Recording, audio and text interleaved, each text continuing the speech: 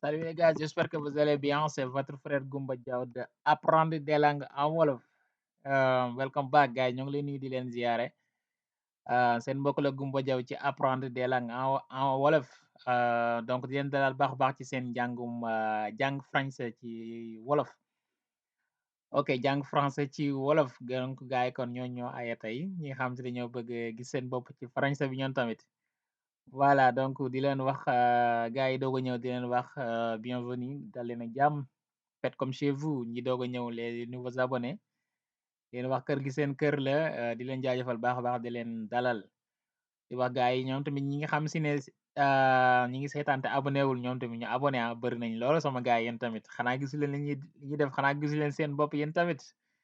Voilà donc kon loolu ngeen mën a jàpp ci liggéey bi ngeen abonné like et partager les vidéos da ci am solo baax a baax looloo tax YouTube di gën a mën a recommander chaîne bi.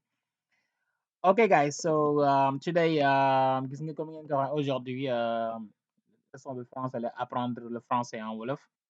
Donc bala ñoo tàbbi ci leçon bi bëggoon a jàllale benn pub rek ñi nga xam ne dañoo bëgg a jàng ñi nga xam si ne dañoo bëgg a jàng anglais ci wolof.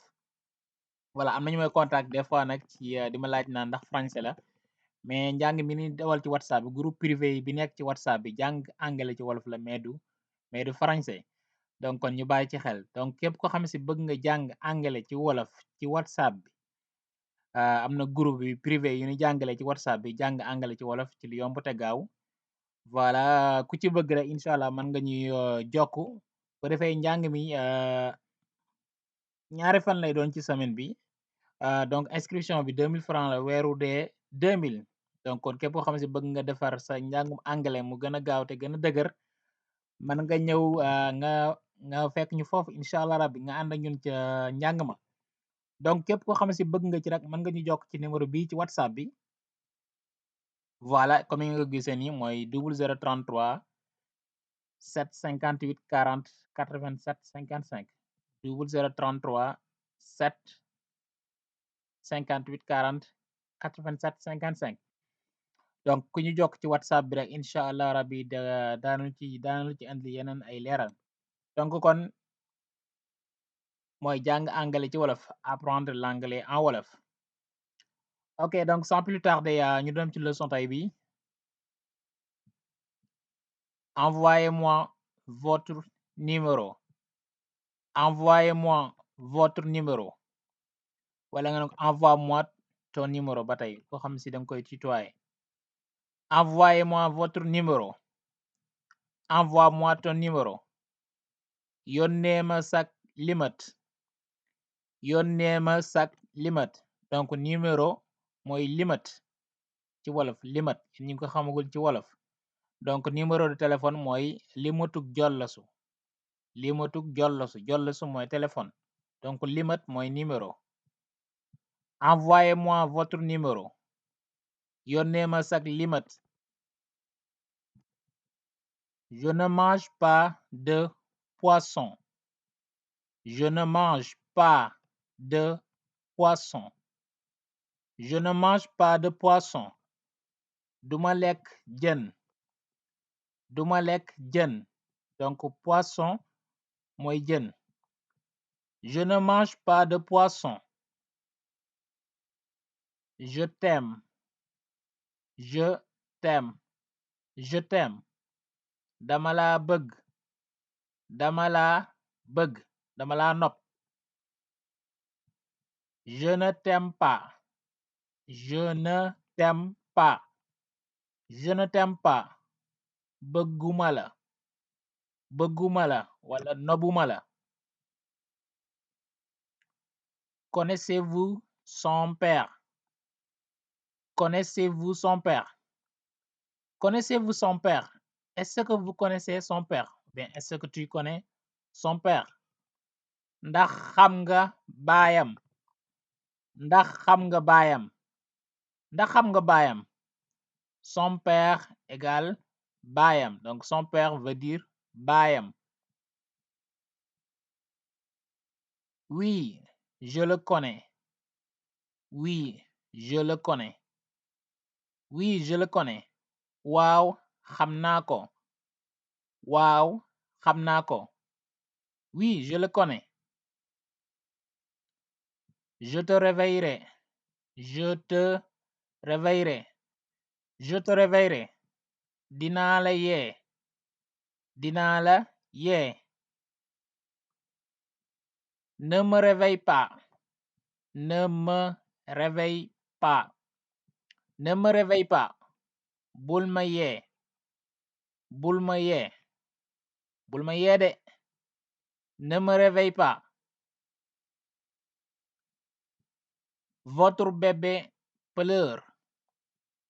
Votre bébé pleure ou bien ton bébé pleure.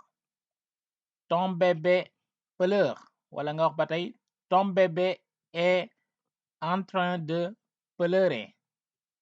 Ton bébé est en train de pleurer.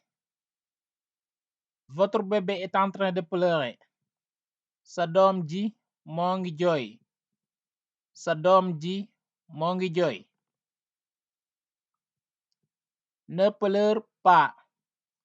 Ne pleure pas. Ne pleure pas. Bul jooy. Bul jooy. Ne pleure pas. C'est mon mari. C'est mon mari. C'est mon mari. Sama jëkkër la. Sama jëkkër la. Donc jëkkër mooy mari. C'est mon mari.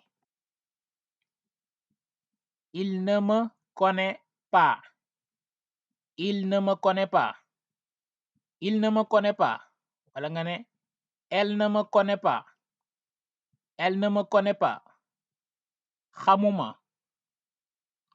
Il ne me connaît pas moom ku góor ki xamuma bu dee elle mooy jigéen moom ku jigéen ki xamuma. Il ne me connaît pas. Elle ne me connaît pas. Xamuma. Que voulez-vous? Que voulez-vous?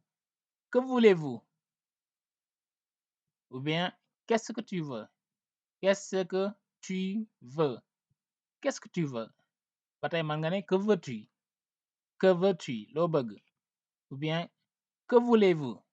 Qu'est-ce que vous voulez? Lan nga bëgg? Lan nga bëgg? Loo bëgg? Je ne veux rien.